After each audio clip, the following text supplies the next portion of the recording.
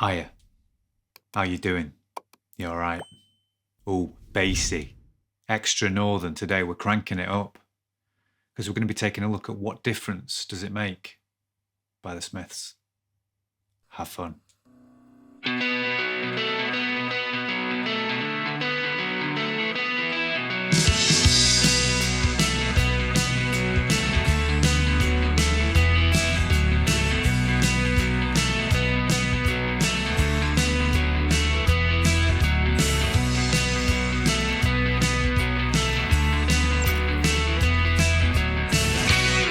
Okay, we're in standard tuning. No messing around. But you are going to have to slap a capo on the second fret. Don't know if you've noticed, but my capo is very beautiful. It's got the lunar cycle on it, and it's made by a company called Thalia. They didn't gift it to me, but they did offer me a partial discount. Okay, let's take a look at that first iconic opening riff.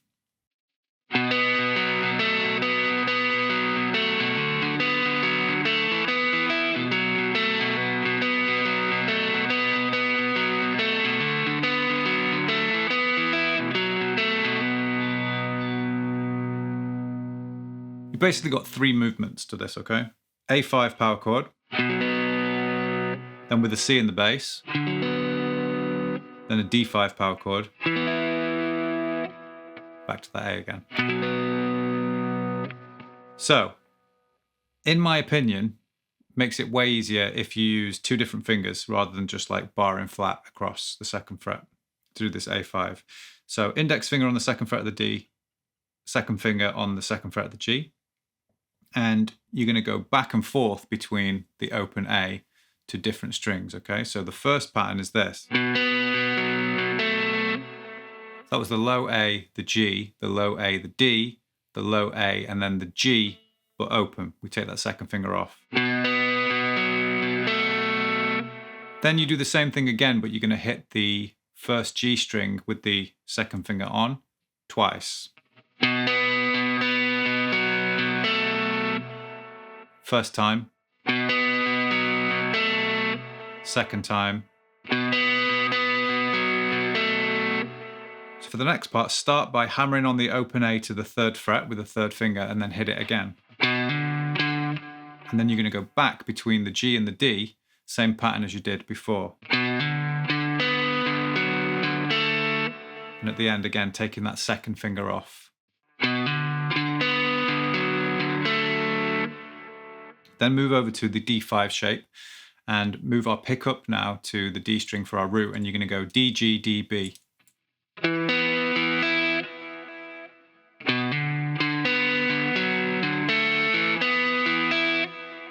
You can see that sometimes I wait to put the next finger down of the phrase because it just creates a little less bleed, a bit of note separation, so it's not too muffled.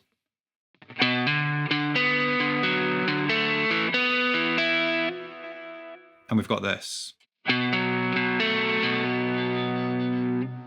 Okay, so this is what I think happens here. Take the second finger off to begin with, hit the A, then the D, then the A, then the open G, and then back to the A. Now as you hit that low open A again, I want you to hammer that second finger on. You've not picked it directly before the hammer on. It's carried on from when you hit the open G.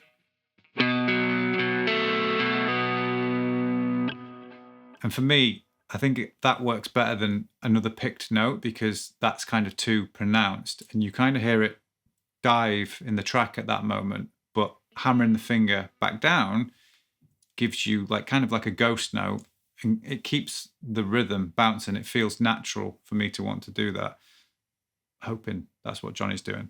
Let me show it you again.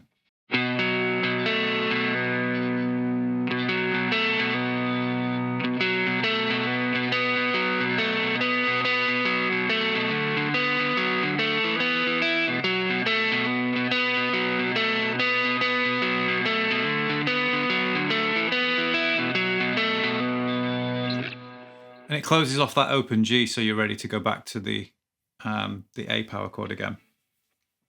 Even though it's a B power chord, because we've got capo second fret, but it would be A if it wasn't there. So It's A, all right? We went through this in the no quarter lesson. Don't argue with me. It's just me here in the room, right? What are you going to do? Nothing.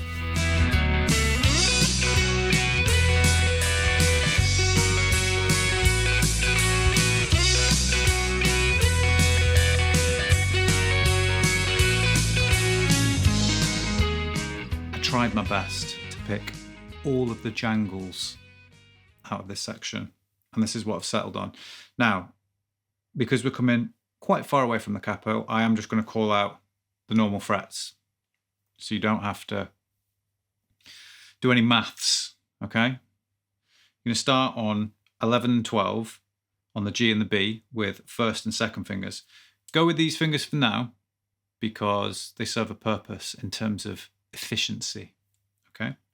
Slide into that little double stop, go down, up, and then hit it again on the upstroke. Then drop the second finger off to the open B, and then put it back down on the 12th fret. Then you can put your third finger down onto the G string, take your index off. You're going to play the G string and slide up into the 16th fret. So third finger will be in the 16, second finger will be in the 15 on the B. Now when you get there, you're going to pick the G, then the high open E,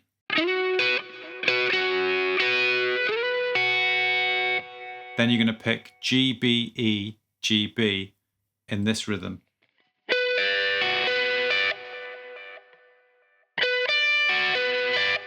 So together it'll go like this.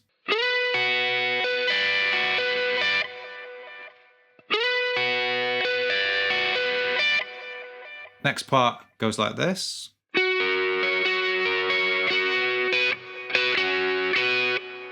So now we've made our way to an F sharp major triad. Top three strings, 11, 11, 9, second, third, and index. And you're going to pick this rhythm, G, B, E, G, B, E, and then you're going to do a double stop. But for now, just get those 6 notes like this.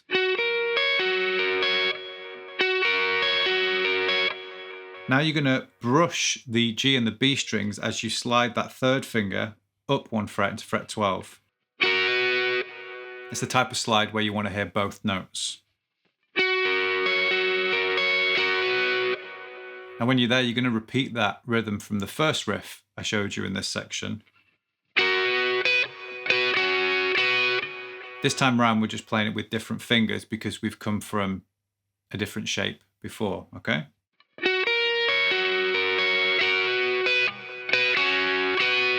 What's really important with this major triad riff is that you come in at the right point. It's syncopated, it's on the offbeat.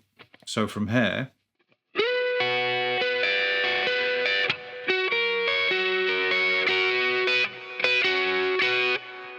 that little tap I did with the pick was representing the beat, and then we came in on the offbeat with the rest of the riff. Now, you're going to do a repeat of what you've just done, so you can then swap back to the first and second fingers, which allows you to prep that third and second finger for the slide up again.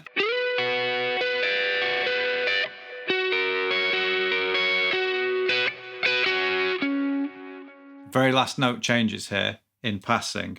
So after you've done your little push,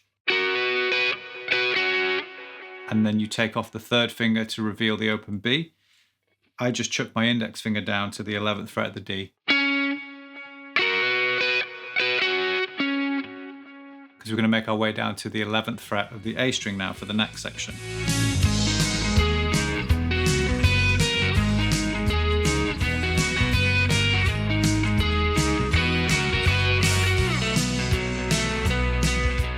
This is a really cool little section. 2 power chord shapes. First one rooted to the 11th fret of the A string, so 11, 13, 13. And this is your pattern.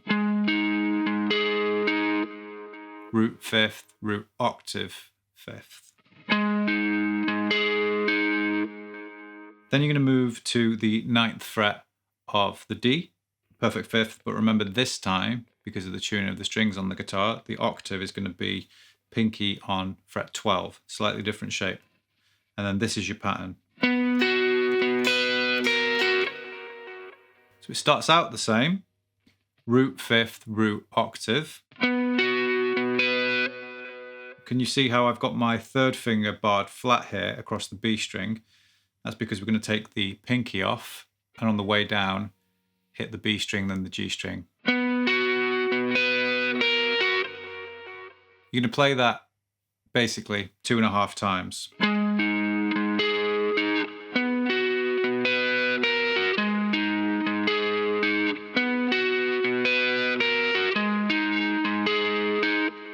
After that 2.5 time, I do this. Index finger barring flat across the 11th fret of the G and the B, and second finger on the 12. It's basically what we did at the start of the previous section, but instead of coming off to the open B this time, we're going to be coming off to a flat bar across the 11. So down on the 11 and 12, down on both 11s, flat index, and then up on just the 11 on the G, in this rhythm. Bouncy, the same way that all the other riffs are in the song, and I feel like it connects both sections really nicely.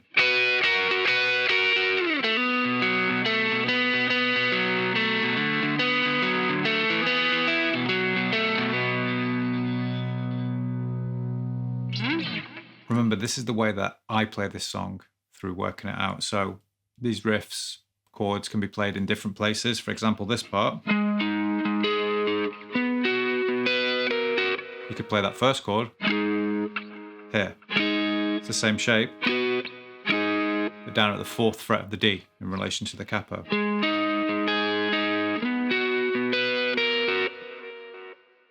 But what difference does it make? It makes none. That was pathetic, even by my standards. But a joke nonetheless. Let's face it, that's why you're here. In fact, it actually does make quite a lot of difference. These strings are thinner, so it's a little bit brighter. It actually sounds more comparable to the track here. I don't like the kind of drag of that barred third finger coming back as we put the pinky down. You could practice it and get it way tidier, I'm sure, but I just prefer the clarity and element of separation between these two up here.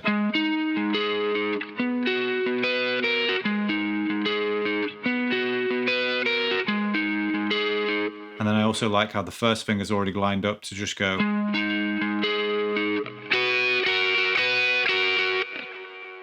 Last thing that we're going to take a look at are those really cool double stops that you can hear towards the end of the song.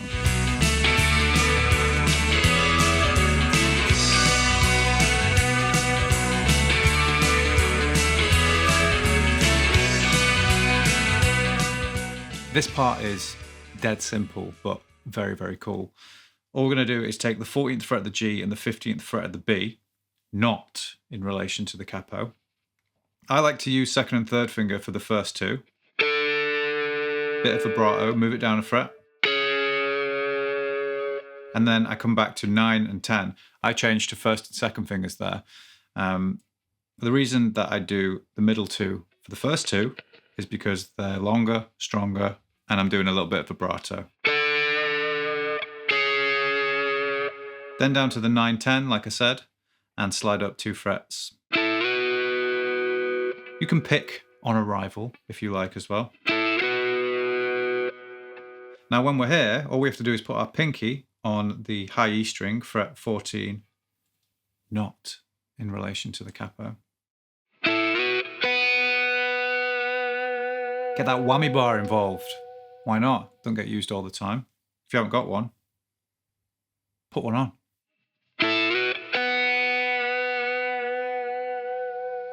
Really cool. All that's happening there is we're playing the perfect fifth, the root, and octave of the perfect fifth of a B power chord. because we're capo 2, this A5, it's actually a B5, right?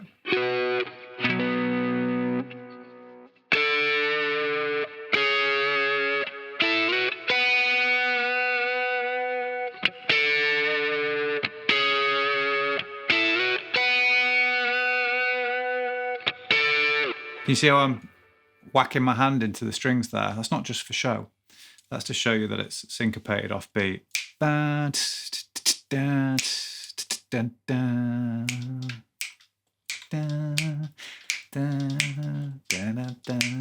you ever watched Fresh Prince of Bel-Air, you need to get your Carlton on. Get the shoulders going. Don't do that. It's Johnny Marr. Sorry.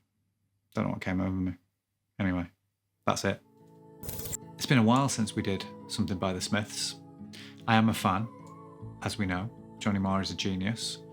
And I always find his parts to be enjoyable to play. Even if you're not the biggest fan of, let's say, the whole song, guarantee that the guitar part will be fun.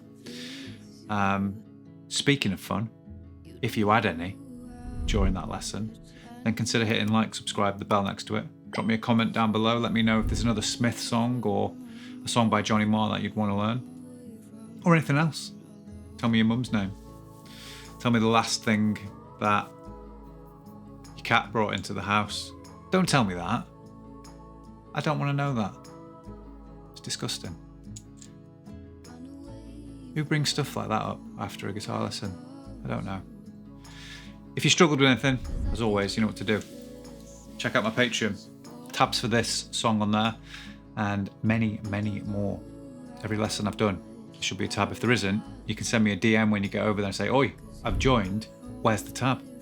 And then I have to spend hours sat over there going, I forgot to do that one. But guess what? That never happens because they're all there. But just in case, this is the small print, but verbally, covering my arse. Speaking of my arse is going now because this couch is quite low. And, I shouldn't be doing that on YouTube. It's too rude. I'm going now because it's too late and I've lost the plot. I had fun. I hope you did too. Thanks for all the love. See you soon.